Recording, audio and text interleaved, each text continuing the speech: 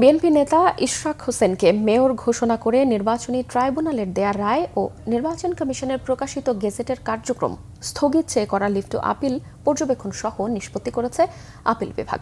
পর্যবেক্ষণে বলা হয়, নির্বাচন কমিশন স্বাধীন প্রতিষ্ঠান এবং সংবিধান অনুযায়ী এ বিষয়ে সিদ্ধান্ত গ্রহণ করবে। বৃহস্পতিবার প্রধান বিচারপতি সৈয়দ রেফাত আহমেদের নেতৃত্বাধীন আপিল বিভাগের পূর্ণাঙ্গ বেঞ্চ এই আদেশ দেন। এদিকে শুনানিতে আদালত বলেন, এই ঘটনা লিটমাস টেস্ট হিসেবে কাজ করবে। ইসি কতটা স্বাধীনভাবে কাজ করতে পারে তা প্রমাণিত হবে।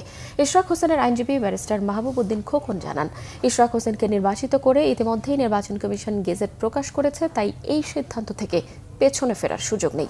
এদিকে নির্বাচন কমিশনের আইনজীবী বলেছেন, ইশরাক হোসেনকে মেয়র নির্বাচিত করে ইসির প্রকাশিত গেজেট বাতিল করেননি আপিল বিভাগ, তাই তা বহাল থাকবে। তবে রিটকারী আইনজীবীর দাবি, গেজেট প্রকাশের ৩০ দিনের মধ্যে শপথ না পড়ানোয় এর মেয়াদ শেষ হয়ে গেছে।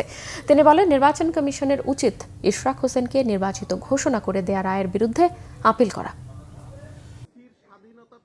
উচ্চ আদালতের সিদ্ধান্ত আছে, ইলেকশন কমিশন স্থানীয় সরকার নির্বাচন সহ যত নির্বাচন আছে, নির্বাচন পরিচালনার বিষয় সম্পূর্ণ স্বাধীন। সে সংবিধান দ্বারা পরিচালিত হবে।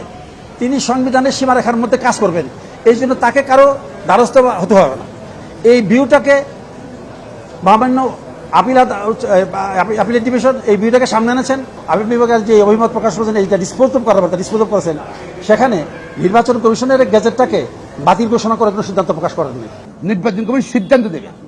আগেও সিদ্ধান্ত দিয়েছে যে তাদের আপিল করার কোনো গ্রাউন্ড নাই, তারা আপিল করবে না।